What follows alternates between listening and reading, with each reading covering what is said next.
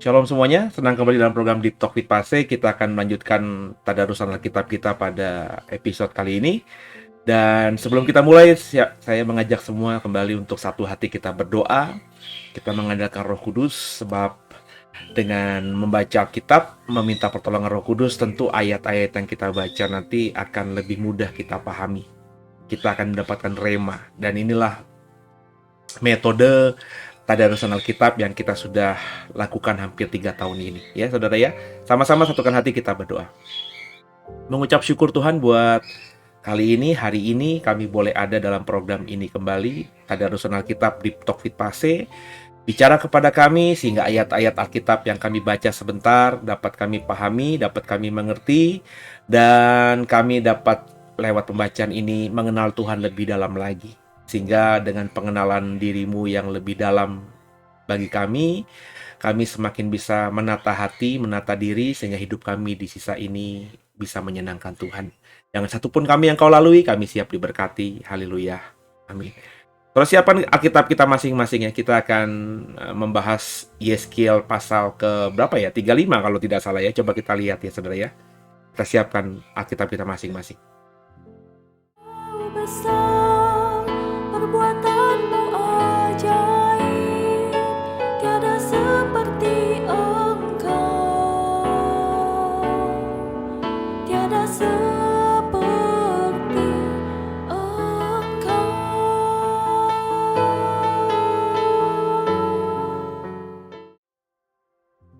Ya, benar ya, pasal 35. Yeskiel pasal 35 perikopnya murka Tuhan atas pegunungan Seir.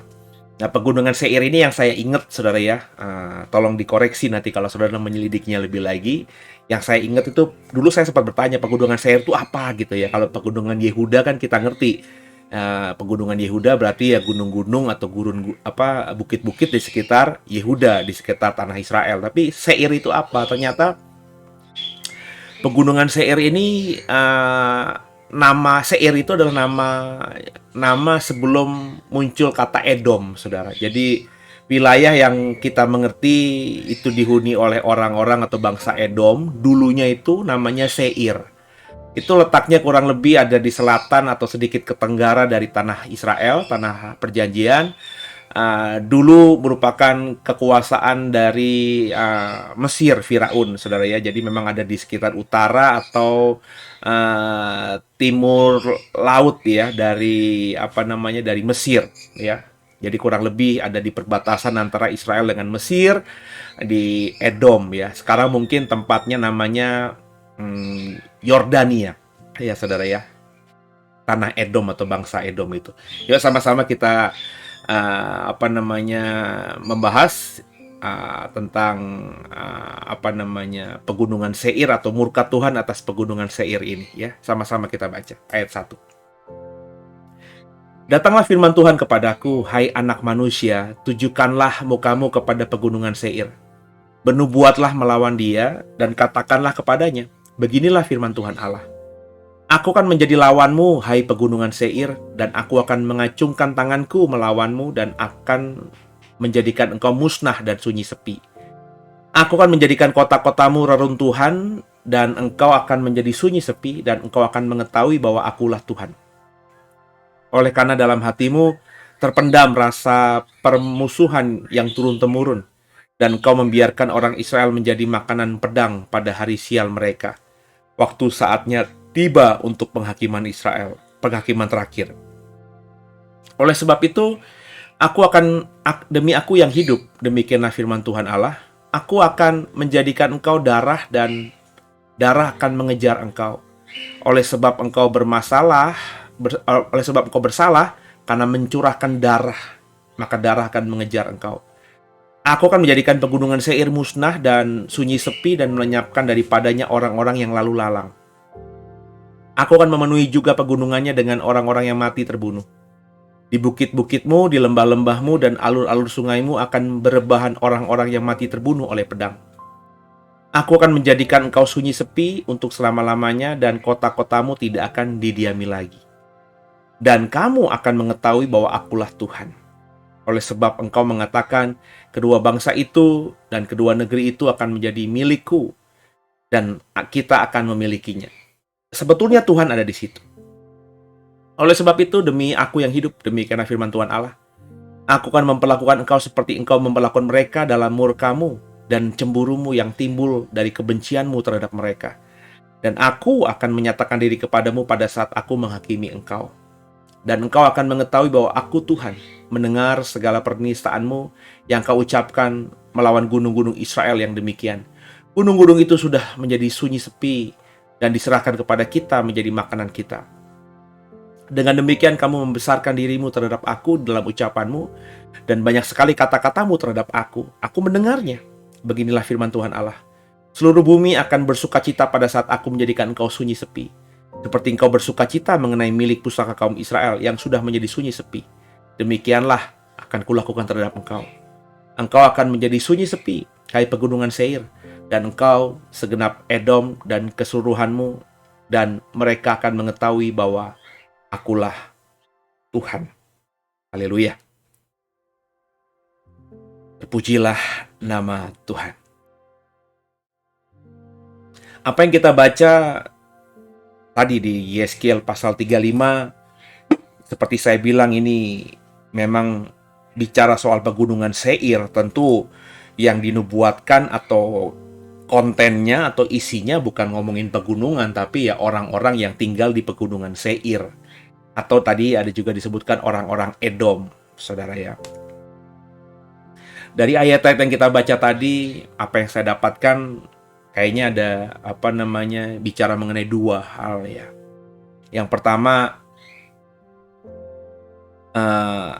ada penekanan di situ tabur tuai, ya, di mana dikatakan orang-orang pegunungan Seir atau bangsa yang tinggal di pegunungan Seir, bangsa Edom, itu berlaku jahat terhadap Israel.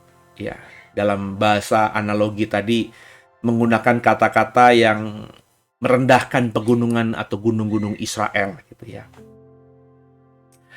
Mereka mengejek Israel, karena konteksnya Yeskiel, di zaman Yeskiel kan Israel Yehuda sudah benar-benar dibuang di Babel, ya.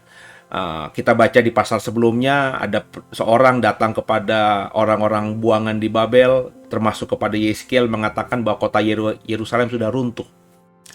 Jadi orang-orang sekitar, musuh-musuh Israel, musuh-musuh Yehuda di sekitar tanah Yehuda, tanah perjanjian, yang dulunya itu sering berperang dengan Israel, dan karena Tuhan menyertai Israel, mereka sering kalah gitu ya, kalah dalam perang.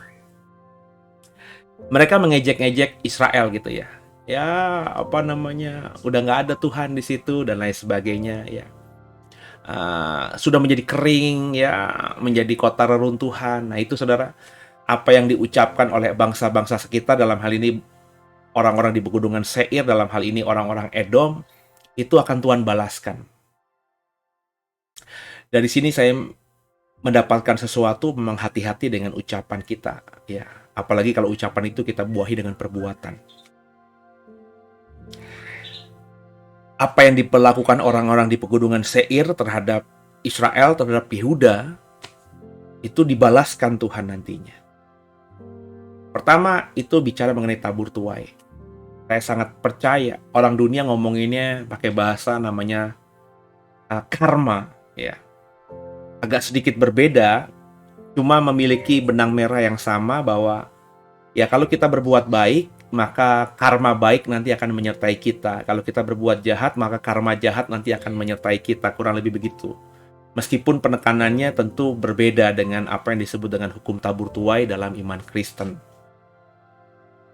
Tapi ada kemiripan di situ. Ya. Kalau ada kemiripan, apakah berarti Kristen mencontek hukum tentang karma dari agama Buddha dan Hindu, atau sebaliknya? Ya. Ini seringkali saya dengar, Kristen kan lebih muda Pak dari Hindu dan Buddha, berarti Kristen itu copy paste dari ajaran Hindu Buddha. Ya, orang boleh ngomong apa, tapi itu bicara mengenai suatu yang universal sifatnya. Di mana yang bersifat universal tentu berasal dari Tuhan, ya. Jadi sebelum Tuhan memilih bangsa Israel, sebelum Tuhan mengajarkan Israel lewat Taurat-Tauratnya, Tuhan sudah mengajarkan itu kepada bangsa-bangsa di dunia ini. Ya, kepada Adam dan keturunannya, tentang apa yang harus dilakukan, apa yang tidak harus dilakukan, sehingga keturunan Adam sebelum ada Yakub, sebelum ada bangsa Israel yang menjadi bangsa pilihan Tuhan, di mana Tuhan membuat bangsa ini menjadi bangsa pilihannya, ya. Tuhan memilih bangsa ini menjadi bangsa pilihannya. Itu Tuhan sudah mengajarkan nenek moyang mereka. Itu sudah dipahami oleh orang-orang zaman dulu. Jadi apakah karma itu hukum orisinil milik agama Yahudi? Tentu saya bilang tidak, ya. Tabur tua itu apakah orisinil milik orang Kristen? Tentu juga tidak. Ini adalah bicara mengenai hukum universal yang sudah Tuhan turunkan sejak nenek moyang kita dulu, sebelum beragama, sebelum ada Taurat, saudara. Juga artinya kita tidak bisa mengklaim bahwa ini adalah ajaran Hindu-Buddha, ya. Karena kalau ajaran Hindu-Buddha, ya orisinil milik ajaran Hindu-Buddha, tentu logikanya Tuhan kita tidak akan menjadikan itu menjadi ajaran yang cukup penting dalam iman Kristen, gitu ya. Sebab kalau bukan dari Tuhan, itu orisinil milik Hindu-Buddha, tentu aneh gitu kalau Tuhan memakai ajaran yang bukan berasal darinya, ya. Nah, karena Hindu-Buddha lebih dahulu saja daripada kekristenan, pemahaman iman Hindu-Buddha itu sudah lebih dulu daripada orang-orang Yahudi atau orang Israel atau kekristenan, maka akhirnya itu dikenal sebagai ajaran Hindu-Buddha. Tapi kalau boleh jujur, itu disebut ajaran Hindu-Buddha karena sudah ketika mereka akhirnya punya pengajaran terstruktur, ya, itu menjadi ciri khas mereka. Tapi apakah itu orisinil milik mereka? Apakah ini juga bukan dari ajaran temurun-temurun dari nenek moyang mereka sebelumnya? Ya, ini kan mesti diperdebatkan, ya. Ya, jadi yang saya mau katakan, saudara, di dalam Tuhan ketika bicara kepada manusia, kepada bangsa pilihannya, kepada Israel, kepada Musa lewat Tauratnya, Tuhan banyak kok mengadopsi ajaran-ajaran yang sudah ada di sekitar mereka sebelumnya. Nah, pertanyaannya apakah itu ajaran-ajaran dari bukan Tuhan yang dihasilkan oleh pemikiran manusia-manusia sebelum Taurat? Tentu tidak, saya percaya.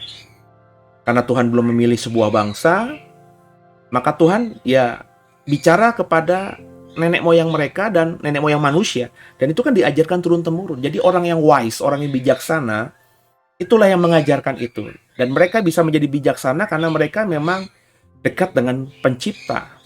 Ya. Jadi bagi saya sekarang ini tidak terlalu bagaimana gitu dengan, waduh, ternyata ajaran Kristen ini, misalnya, itu di dalam piramid Mesir yang jelas lebih tua daripada kekristenan juga diajarkan. Saya nggak heran gitu, saudara. Ya, lalu kemudian saya tidak akan berpikir bahwa ajaran Kristen itu hanya ajaran copy paste atau adaptasi dari ajaran agama-agama yang lain yang digabungkan menjadi kekristenan gitu. Saya nggak berpikir begitu, saudara. Ya. Jadi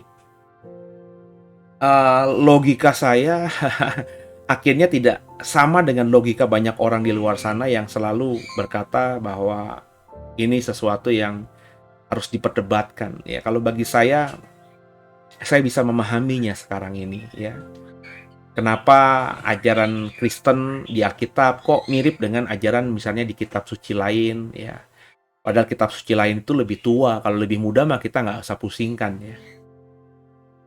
Ya, tapi yang lebih tua gitu. Ya, karena bagi saya ini ajaran yang sifatnya universal yang Tuhan berikan kepada umat manusia. Nah, karena manusia itu dulunya belum mengenal tulisan, belum dibukukan, maka ajaran itu turun-temurun. Nah, karena turun-temurun lewat lidah, ya, diwariskan kepada anak cucu, tentu budaya sekitar, keadaan sekitar mempengaruhi. Sehingga mungkin meskipun ajarannya sama, awalnya dari si Mbah A atau kakek A, tapi karena cucu-cucunya si kakek A ini ada yang di ujung timur, ada yang di ujung barat, ujung utara, ujung selatan dengan pergumulan hidup mereka masing-masing. Ketika si cucunya kakek A ini yang di timur, di barat, utara, selatan tuh mengajarkan kepada cucu-cucu mereka, tentu ada sedikit perbedaan. Itu hal yang lumrah kan, saudara. Ya. Makanya di dunia ini terkoneksi sebenarnya. Ya. Ada benang merah. Ya. Bapak Ibu yang mendalami misalnya arkeologi di Nusantara ini, di tanah air Indonesia ini, dengan arkeolog yang mendalami tentang budaya Indian ya, apa namanya, di Amerika Selatan ya, dengan budaya misalnya orang-orang Afrika ya, yang tua ya, misalnya di Babilonia. Itu kalau kita gali gitu ya, kita dalami gitu, pasti ada ketemu benang merahnya. Ajaran di Konghucu ya, di Cina ya, dengan ajaran bahkan orang-orang Eropa ya, yang benar-benar jauh gitu ya. Tapi kalau digali benar-benar pasti ada benang merahnya, ada kebenaran yang menghubungkan satu dengan lainnya. Ya. Karena ya harus diakui ya, kita mengimani bahwa nenek moyang kita tuh sama, manusia itu satu, Adam pertama kali ya. Itu diaminkan oleh 3 agama yang modern yang ada ya, Islam, Yahudi dan Kristen. Dalam agama Hindu dan Buddha ada sedikit perbedaan ya. Tapi kalau kita mendalami lagi budaya-budaya tertua ya, adalah ya cerita soal manusia yang diciptakan pertama kali, meskipun namanya bukan Adam begitu, tapi ada kemiripan. Seperti misalnya banjir yang dialami oleh dunia di zamannya Nuh ya. Itu saya sudah bilang di dalam epos Gilgamesh ya, tentang budaya yang peninggalannya paling tua di dunia ini ya, itu juga dicatat. Padahal epos Gilgamesh jelas lebih tua daripada Yahudi ya, lebih tua daripada Israel. Epos Gilgamesh itu hasil uji karbon jelas lebih tua daripada apa yang kita imani tahun ketika Taurat itu diturunkan kepada Musa di Gunung Sinai. Lalu apakah kemudian kita berkata cerita soal Nuh yang ada di Taurat Musa itu adalah cerita copy paste dari epos Gilgamesh? Kan tentu tidak. Ya. Jadi ceritanya mirip ya, tapi namanya berbeda. Yaitu karena banyak budaya itu mendapatkan cerita. Nah, karena kalau ini banjir itu dialami oleh dunia, berarti kan Indonesia juga mengalami banjir. Kemudian juga Amerika mengalami banjir, namanya juga banjir global gitu ya. Lalu ketika yang hidup tinggal Nuh dan anak-anak mantu cucunya saja ya. Cerita ini kemudian tersebar ke seluruh dunia ketika Menara Babel terjadi. Kan dibawa oleh orang-orang yang mulai berbeda bahasa ini ya. Tapi lambat laun kan ceritanya mulai berbeda itu ya. Kenapa ya? Karena tadi ya, karena pengaruh bahasa ya, terus pengaruh juga budaya, daya ingat dan lain sebagainya ya. Sehingga akhirnya yang diingat itu cuma inti ceritanya, banjirnya, tapi orangnya dan kenapanya, bagaimananya itu banyak mulai perbedaan-perbedaan. Tapi intinya bercerita mengenai banjir yang dialami atas dunia sehingga seluruh gunung-gunung tertinggi tertutup air gitu kan saudara.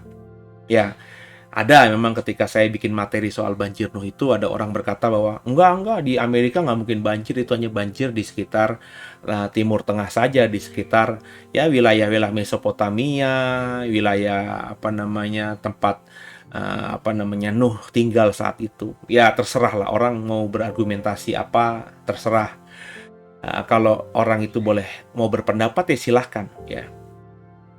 Cuma saya selalu mengatakan bahwa kita harus merujuknya pada Alkitab. Ya, Alkitab mengatakan seluruh puncak gunung tertinggi di dunia itu tertutup oleh air. Tidak dikatakan puncak gunung yang ada di sekitar zamannya Nuh saja, tapi di seluruh dunia. Ya, apakah seluruh dunianya itu hanya ya wilayah tempat Nuh tinggal, atau benar-benar seluruh dunia ya bumi ini gitu ya? Ya kalau kita tidak menafsirkannya secara literal ya akhirnya kita bisa kemana-mana gitu.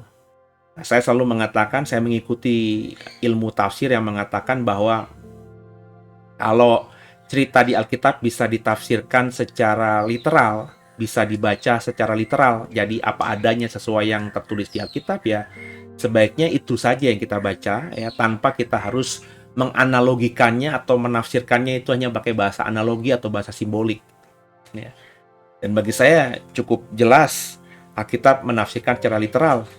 Puncak gunung tertinggi di dunia itu bisa kita pahami secara logika, secara literal, ya, bisa memungkinkan itu. Dan dengan adanya misalnya sekarang gunung-gunung tertinggi yang diselimuti oleh es, itu kan sudah menjadi gambaran juga dari kita orang awam yang memikirkan, memahami kalau andai kata seluruh gunung yang puncaknya es itu esnya mencair, tentu bumi akan banyak yang sudah berada di dalam permukaan laut nantinya. Mungkin tidak akan tertutup semuanya oleh air, saudara. Karena Alkitab mengatakan juga air itu tertiup oleh angin, ya. Tapi saya percaya, ya, seperti contoh saja di pesisir utara Jakarta saja, bahkan beberapa minggu ini kalau kita baca koran, ada ahli yang mengatakan Jakarta itu tenggelam itu tinggal tunggu waktu saja. Ya, Jakarta, ya. Jadi ya mau diapain tenggelam itu pasti, karena memang di pesisir utara Jakarta itu ya sudah tenggelam gitu ya. Meski ada yang dikeruk ya, seperti Pantai Indah Kapuk, Ancol itu kan reklamasi semuanya, tadinya kan nggak di situ ya. Tapi di bagian tempat lain itu yang dulunya perkampungan sekarang sudah berada di dalam permukaan atau di bawah permukaan laut ya, sudah tenggelam oleh air laut ya. Ada tuh ya, kalau Bapak Ibu lihat di YouTube aja banyak tempat-tempat yang sudah tenggelam oleh air. Dan setiap tahun itu naik beberapa entah milimeter atau sentimeter, saya nggak tahu. Karena tadi es itu mencair. Nah, es mencair itu kan kalau mencair semuanya ya akhirnya kembali seperti zaman Kejadian pasal 1 bahwa bumi ini memang awalnya itu ya air dan Roh Allah melayang-layang di atas permukaan air. Jadi yang saya mau katakan, orang-orang di Seir ya, orang-orang Amon itu akhirnya menuai apa yang mereka ucapkan. Maka hati-hati dalam berucap, hati-hati dalam bertindak. Yang kedua yang saya dapatkan dari pembacaan kita di Yeskiel 35 ini, ya hati-hati bersikap tentang bangsa pilihan Tuhan. Saya itu kalau boleh jujur ya greget gitu, kesel kadang-kadang sama ya namanya bangsa Israel yang sekarang ini mengaku diri mereka adalah bangsa Israel itu. Saya sendiri cukup meragukan bahwa mereka itu benar-benar bangsa Israel. Maksud saya begini, dengan ribuan tahun Israel sebagai bangsa itu hilang jati dirinya. Mereka ada yang tetap tinggal di sekitar tanah perjanjian, menjadi orang miskin, menjadi pengembara, menjadi musafir, tinggal di tenda-tenda, itu fakta sejarah. Jadi sebelum tahun 48 itu wilayah Israel itu diduduki oleh bangsa Arab, saudara. Ya, dan ada orang-orang keturunan Israel, orang-orang Yahudi yang tinggal juga di situ. Ya. Di kemah-kemah, di tenda-tenda sebagai orang yang tinggal di situ, tapi itu bukan tanahnya dia gitu. Karena zaman sebelum tahun 48 kan tidak ada yang mengklaim itu tanah siapa ya, itu tanah masih tanah yang diperebutkan silih berganti ya. Dalam perang salib kita tahu sampai akhirnya ketika Kekaisaran Ottoman itu berkuasa, itu menjadi kekuasaan Islam begitu ya. Tapi habis itu Prancis yang menguasai, Inggris yang menguasai. Dan ketika Inggris mau keluar, maka itu tempat dibagi dua ya, diserahkan kepada orang-orang Arab dan juga orang-orang Israel gitu ya. Nah, orang-orang Arab ini kemudian yang mengaku diri mereka adalah bangsa Palestina, Palestina Arab. Sebenarnya nggak ada, Palestina itu kan Filistin sebenarnya, saudara ya. Nah, ini terminologi Filistin inilah yang dipakai oleh orang-orang Arab di sana untuk mengklaim bahwa ini tanah sebelum diduduki oleh Israel di zaman Yosua, ini tanah kami loh, tanah Filistin loh. Ya makanya jalur Gaza, wilayah yang ada di barat dari Israel itu diklaim adalah tanah mereka karena itu wilayah Filistin di zaman Perjanjian Lama. Tapi kan ya bangsa Filistin sudah hancur, saudara ya. Sekarang ini nggak ada ya. Bangsa Arab itu bukan bangsa Filistin itu bukan bangsa Arab sekarang, itu berbeda. Nah, mereka menggunakan kata Filistin itu, Palestina itu ya untuk memperkuat argumentasi mereka. Sebenarnya mereka adalah bangsa keturunan Arab, orang Arab, saudara. Dan mereka tuh orang Arab yang tinggal di tanah Filistin gitu. Tapi bukan orang Filistinnya. Jadi ketika akhirnya ada bangsa Filistin, Palestina, sekarang saya cuma senyum-senyum aja ya. mestinya mereka ya tidak boleh memakai nama ya, kalau menurut saya ya, yang apa namanya, yang tidak ada hubungannya dengan nenek moyang mereka. Mereka tuh bukan keturunan bangsa Filistin. Bangsa Filistin tuh bangsa yang bukan berasal dari tanah Arab. Kalau kita nanti menyelidiki Alkitab ya, nanti Bapak Ibu bisa kok kita baca, atau kita buat program nanti deh ya, soal asal usul bangsa Filistin zaman dulu, di zaman Perjanjian Lama tuh dari daerah mana. Itu banyak kok ya yang sudah mengupasnya, di YouTube juga ada. Cuma saya memang belum pernah. Jadi ketika sudah dibagi ya akhirnya bangsa Israel merdeka tahun 48. Tapi Israel yang menjadi bangsa Israel sekarang ini banyak yang berasal dari Eropa. Mereka sudah diaspora. Jadi kalau boleh jujur ya, hari ini kayak Benjamin Netanyahu, Perdana Menteri Israel yang terpilih barusan ini, saya berani yakin kalau di tes DNA itu darah Israelnya ada ya, tapi ya nggak 100%. Saya berani yakin tidak ada yang memiliki darah Israel 100% itu. Kalau kita merunut Alkitab, orang Israel itu tidak boleh kawin-mengawinkan dengan bangsa lain. Sehingga mestinya, kalau itu dilakukan, maka ada hari ini orang yang punya darah Israel 100%. DNA-nya Israel 100%. Tapi karena tadi ribuan tahun mereka sudah diaspora. Ada yang ke Afrika, ada yang ke Asia, ada yang ke Eropa, ada yang ke Amerika. Nah, mereka tentu kawin campur dengan bangsa lain. Mungkin kawin juga dengan orang Yahudi, tapi pasangan mereka itu Yahudi yang sudah kawin campur gitu, saudara. Sehingga akhirnya DNA-nya tuh nggak akan 100%. Saya berani yakin, saudara. Tapi meskipun demikian, mereka masih punya darah Israel, dan mereka paling berhak mengklaim diri mereka adalah orang Israel dibandingkan kita, dibandingkan saya gitu. Yang mungkin kalau di tes DNA saya belum pernah sih, karena masih mahal tes DNA ya. Saya yakin saya mungkin nggak punya darah Israel. Barang 0,0001% kali ya. Mungkin nggak ada, saudara. Ada orang Indonesia kayak, kalau kita tahu pemuda Pancasila, ya Pak Yapto itu katanya orang Yahudi, Muslim gitu ya. Jadi darahnya ada darah Yahudinya. Katanya, saudara. Ya, ada banyak orang Indonesia yang punya darah Yahudi juga. Meskipun bukannya orang Yahudi sekarang ini, karena sudah punya agama yang lain. Ada yang Kristen, ada yang Muslim, ada yang Islam, ada yang mungkin Hindu, dan lain sebagainya. Nah, saudara, jadi saya sekarang ini meskipun kadang-kadang kesel sama orang yang ngaku bangsa Israel yang ada di Timur Tengah sekarang, tapi saya nggak berani mengatakan kata-kata sia-sia tadi. Karena kalau benar mereka adalah bangsa Israel, mereka tuh umat pilihan Tuhan. Dan meskipun faktanya Israel nanti seperti di zaman Yeskiel itu dibuang, direndahkan, tanda kutip ya, dianggap nggak hebat, tapi mereka tetap bangsa pilihan Tuhan. Dan mereka bisa menderita seperti itu karena seizin Tuhan yang ingin mendidik mereka. Jadi kalau ada bangsa lain yang mengutuki mereka, mentertawai mereka, padahal mereka Israel itu sedang diproses sama Tuhan, sedang diajar sama Tuhan, ya, berarti orang-orang bangsa sekitar itu sedang mengolok-olok Tuhan juga yang sedang mendidik Israel. Dan saya paham itu.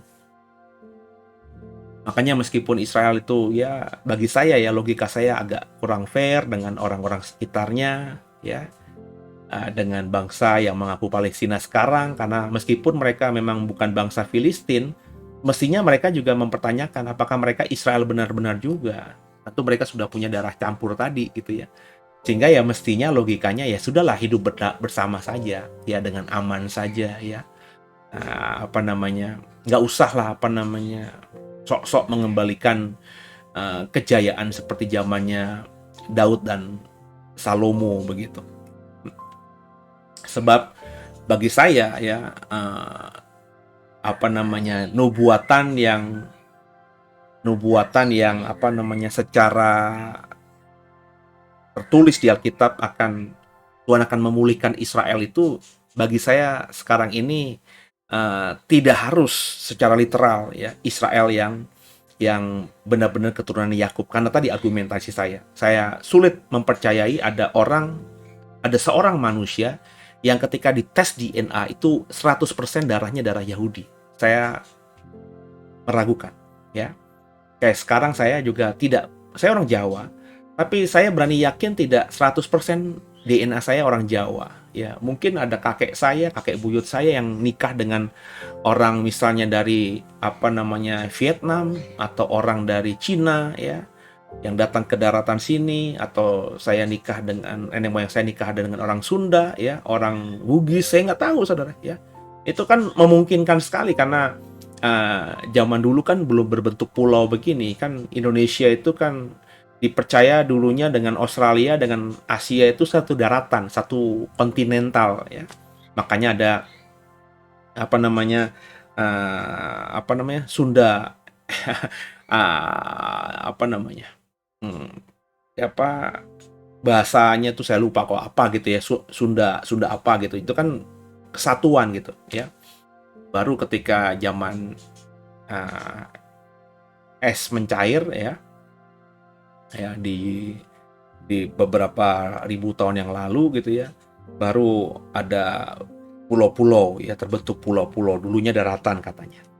Makanya endemik lagi, apa namanya, makanya binatang-binatang tertentu itu, misalnya contohnya, ya, kanguru, atau ya kanguru lah, ya, ditemukan di Australia dan juga ditemukan di Papua misalnya. Padahal Papua dan Australia sekarang itu harus melewati Samudra Raya. Bagaimana mungkin kanguru itu bisa ada di dua tempat yang dipisahkan laut? Apakah kanguru bisa berenang? Kan tentu tidak. Ini kan berarti dulunya memang ini satu daratan sehingga ada kanguru di Australia dan di Papua yang dulunya satu kontinental. Gajah juga begitu kan, Bapak Ibu. Ya, ada gajah Sumatera, ada gajah apa namanya Afrika. Itu kok bisa ada gajah Sumatera, ada gajah Asia, ada gajah Afrika, ya.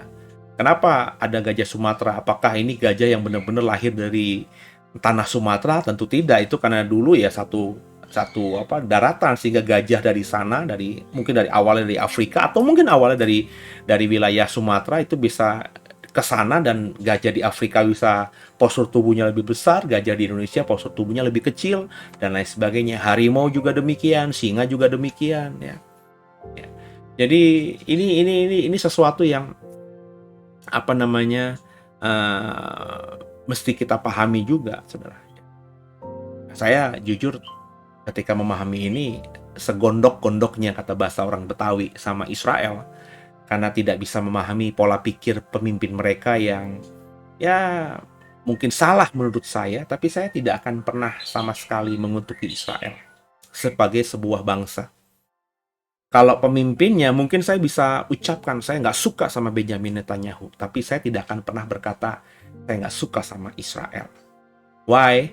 Karena tadi di Yeskiel ini, ya, orang-orang pegunungan Seir, orang-orang Amon, ya, itu juga bicara mengenai orang-orang Mesir, karena kalau kita lihat konteksnya pasal sebelumnya, ini nubuatan di Yeskiel itu bicara mengenai Mesir, Firaun, dan lain sebagainya, yang dengan mudah mengutuki Israel. Dan Tuhan marah, sehingga kutuk mereka, ucapan sia-sia mereka terhadap Israel itu akhirnya terjadi atas diri mereka sendiri. Mereka mentertawakan Israel ini zaman Yeskiel menjadi tempat yang sepi. Dulu kerajaan hebat tapi sepi. Orang-orangnya sudah dibuang, dan akhirnya mereka menjadi bangsa yang sepi. Mesir menjadi sepi hari ini, tidak sehebat dulu. Amon juga demikian, ya. Kalau Amon itu bangsa Syria sekarang ini, Yordania sekarang ini, siapa yang ngomongin bangsa-bangsa ini kalau bukan hanya bangsa-bangsa di sekitar mereka?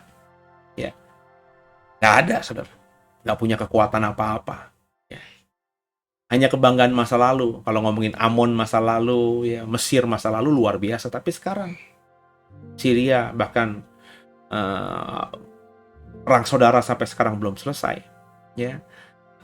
Lebanon, ya, kemudian siapa lagi, Yordania relatif lebih aman, tapi ya apa namanya, yang dapat pengaruh dari mereka cuma negeri-negeri sekitar. Tidak lagi mereka bisa sehebat dulu. Mereka sekarang sepi karena dulunya nenek moyang mereka menganggap bahwa Israel sepi. Semoga bisa dipahami, ya. Kita nggak harus membela mati-matian Israel, ya. Kita nggak perlu juga apa namanya bagaimana terhadap Israel gitu, ya. Nggak usah lah, ya. Kalau Israel salah, ya kita tahu itu salah. Jangan yang salah kita bilang benar. Tapi kita juga nggak perlu mengidolakan kayak gimana gitu. Yang penting kita tahu batasan kita saja, ya. Bahwa janganlah kita mengutuki Israel, sebab itu bangsa pilihan Tuhan. Meskipun saya bilang tadi, saya meragukan bangsa Israel sekarang itu punya DNA 100% Israel. Tapi dibandingkan bangsa-bangsa lain di dunia, ya mereka yang paling berhak mengklaim diri mereka adalah keturunan Abraham, Ishak dan Yakub. Benar nggak saudara? Ya. Jadi bangsa ini ya harus kita tempatkan sebagai bangsa pilihan Tuhan. Ya, kalaupun mereka salah berperilaku yang tidak benar, biarlah Tuhan nanti yang menghajar mereka. Tuhan sudah pernah membuktikannya di Perjanjian Lama, di Perjanjian Baru, di awal-awal zaman gereja, di mana orang Yahudi dihajar sama Tuhan dengan hukuman-hukuman yang luar biasa berat. Bahkan mereka sampai ribuan tahun nggak punya kebangsaan, nggak punya tanah air. Bukankah itu hukuman Tuhan terhadap bangsa pilihannya? Jadi biarkan saja Tuhan nanti yang menghukum mereka kalau mereka memang salah. Bagian kita sekarang ini, ya hati-hati dengan ucapan kita terhadap orang di sekitar kita. Jangan mengucapkan kata-kata sia-sia, sebab bagaimanapun mereka adalah umatnya Tuhan juga. Manusia yang diciptakan oleh Tuhan. Dan kedua, kita belajar juga untuk menyikapi Israel dengan benar. Kalau kita kerjakan, maka kita tidak akan jadi pegunungan Seir, atau orang-orang yang tinggal di daerah Amon, di pegunungan Seir, di zaman Yeskiel, yang di tahun-tahun berikutnya benar-benar mengalami apa yang mereka tabur itu yang mereka tuai, yakni menjadi bangsa yang sepi, karena nenek moyang mereka mengatakan Israel sudah sepi. Semoga dipahami, semoga diberkati. Tuhan Yesus mengasihi semua.